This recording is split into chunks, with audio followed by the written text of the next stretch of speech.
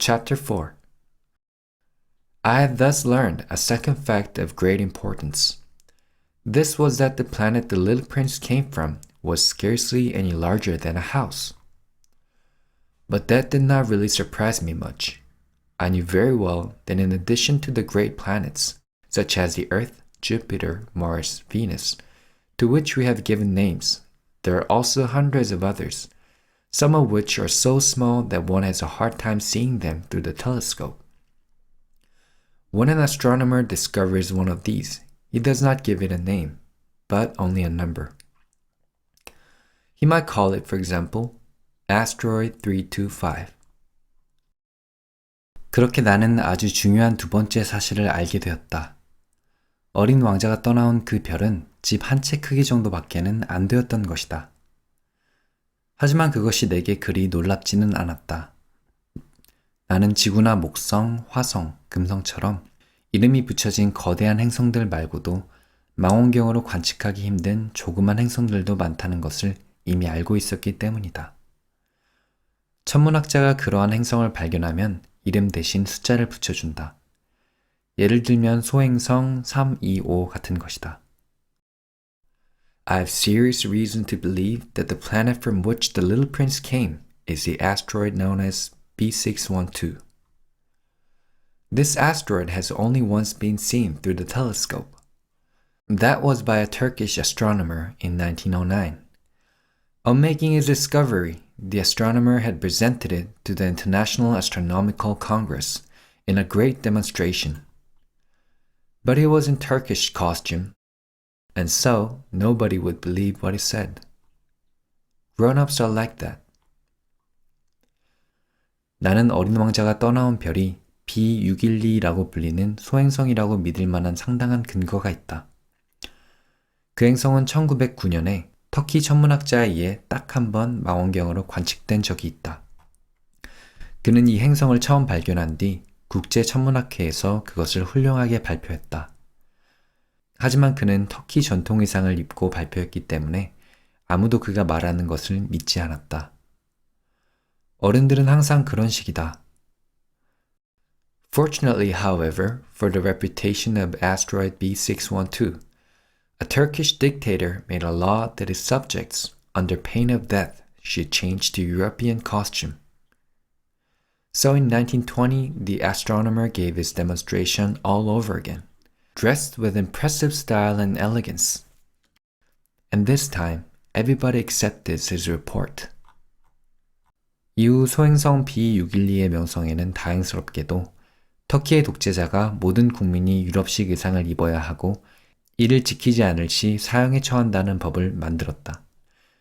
그래서 1920년에 천문학자는 세련되고 우아한 옷을 입고 똑같은 발표를 다시 했다.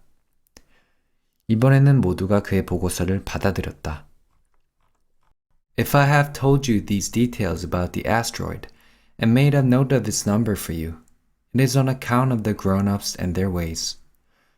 When you tell them that you have made a new friend, they never ask you any questions about essential matters. They never say to you, what does his voice sound like? What games does he love best? Does he collect butterflies? Instead, they demand, how old is he? How many brothers has he? How much does he weigh? How much money does his father make?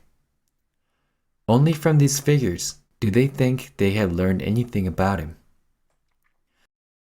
내가 이 행성에 대해 자잘한 내용과 행성 번호를 얘기한 것은 어른들과 그들의 방식 때문이다. 새로운 친구를 사귀었다고 어른들에게 얘기하면 그들은 중요한 것들에 대해선 절대 묻지 않는다.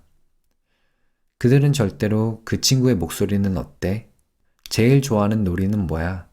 나비 수집은 하니? 라고 묻지 않는다. 대신 그들은 이렇게 묻는다. 그 친구는 몇 살이야? 형제는 몇 명이나 돼? 몸무게는 얼마야? 그 친구 아빠는 얼마나 버니? 어른들은 이런 숫자들을 알아야 그에 대해서 알게 된다고 생각한다. If you were to say to the grown-ups, I saw a beautiful house made of rosy brick, with geraniums in the windows and doves on the roof. they would not be able to get any idea of that house at all. You would have to say to them, I saw a house that cost $20,000. Then they would exclaim, Oh, what a pretty house that is. 만약 당신이 어른들에게 창가에는 제라늄 화분이 있고 지붕에는 비둘기가 앉아있는 장밋빛 벽돌로 만든 아름다운 집을 봤어요 라고 한다면 그들은 그게 어떤 집인지 전혀 알 수 없을 것이다. 대신 2만 불짜리 집을 봤어요 라고 한다면 그들은 와, 그거 정말 예쁜 집이네 라고 말할 것이다. Just so, you might say to them, The proof that the little prince existed is that it was charming, that he laughed, and that he was looking for a sheep. If anybody wants a sheep, that is a proof that he exists. And what good would it do to tell them that? They would shrug their shoulders and treat you like a child. But if you say to them, the planet he came from is asteroid B612, then they would be convinced and leave you in peace from their questions. 그러므로 어린 왕자가 살았다는 증거는 그가 매력 있고 잘 웃었고 양을 필요로 했어요. 누군가 양을 필요로 한다면 그게 어린 왕자가 살았다는 증거예요. 라고 말한다고 한들 그게 무슨 소용이 있겠는가? 그들은 어깨를 으쓱하고는 당신을 어린애처럼 대할 것이다. 하지만 그들에게 어린 왕자는 소행성 B612에서 왔어요. 라고 한다면 그것을 받아들이고 더는 질문하지 않을 것이다. They're like that. One must not hold it against them. Children should always show great forbearance toward grown-up people. But certainly for us who understand life, figures are a matter of indifference. I should have liked to begin this story in the fashion of the fairy tales. I should have liked to say, Once upon a time there was a little prince who lived on a planet that was scarcely any bigger than himself, and who had need of a sheep. To those who understand life, that would have given a much greater air of truth to my story. For I do not want anyone to read my book carelessly. 어른들은 원래 그렇다. 그러니 그들을 탓해서는 안 된다. 아이들은 항상 어른들을 위해 인내심을 발휘해야 한다. 하지만 우리처럼 인생을 제대로 이해하는 사람들에게는 숫자들은 그리 중요하지 않은 법이다. 사실 나는 이 이야기를 옛날 이야기처럼 시작하고 싶었다. 이렇게 말이다. 옛날 옛적에 자기 몸보다 조금 더 큰 별에 살고 있는 양 한 마리를 필요로 했던 어린 왕자가 살고 있었습니다. 인생을 제대로 이해하는 사람들에게는 그렇게 했을 때 이야기가 훨씬 더 진실되게 다가왔을 것이다. 나는 누구도 내 책을 가볍게 읽고 넘기지 않길 바란다. I have suffered too much grief in setting down these memories. 6 years have already passed since my friend went away from me with his sheep. If I try to describe him here, it is to make sure that I shall not forget him. To forget a friend is sad. Not everyone has had a friend. And if I forget him, I may become like the grown-ups who are no longer interested in anything but figures. 나는 내 기억을 정리하면서 아주 큰 슬픔을 견뎌야 했다. 내 친구가 그의 양과 함께 나를 떠나간 지 6년이 지났다. 내가 그에 대해 설명하고 있는 것은 그를 잊지 않기 위해서이다. 친구를 잃는 것은 슬픈 일이다. 모든 사람이 친구를 가진 것도 아니다. 만약 내가 그를 잊는다면 나도 마찬가지로 숫자밖에 모르는 어른이 될지도 모른다.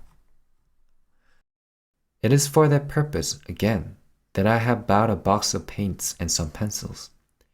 It is hard to take up drawing again at my age, when I have never made any pictures except those of the boa constrictor from the outside and the boa constrictor from the inside since I was 6. I shall certainly try to make my portraits as true to life as possible, but I am not at all sure of success.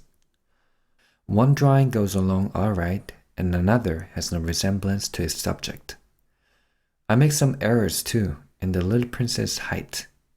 In one place he is too tall, and in another too short. and I feel some doubts about the color of his costume. So I fumble along as best I can, not good, not bad, and I hope generally fair to middling. 내가 물감과 연필을 산 것은 바로 그 이유 때문이다. 6살 때 뱃속이 보이거나 보이지 않는 보아뱀밖에 그려보지 않은 내가 이 나이에 다시 그림 그리기를 시작하는 것은 쉬운 일이 아니다. 물론 나는 그림들을 최대한 실물과 가깝게 그리기 위해 노력할 것이다. 하지만 성공할 것이라는 확신은 들지 않는다. 어떤 그림은 제대로 그렸다가도 어떤 그림은 실물과 전혀 닮지 않게 그린다. 어린 왕자의 키에 대해서도 실수를 한다. 어떤 곳은 너무 크게 그리고 어떤 곳은 너무 작게 그린다. 게다가 그가 입었던 옷의 색깔도 확실하지는 않다. 어설프지만 최선을 다해 그리면서 어쩔 때는 잘 그리고 어쩔 때는 못 그려도 전체적으로 나쁘지는 않기만을 바란다.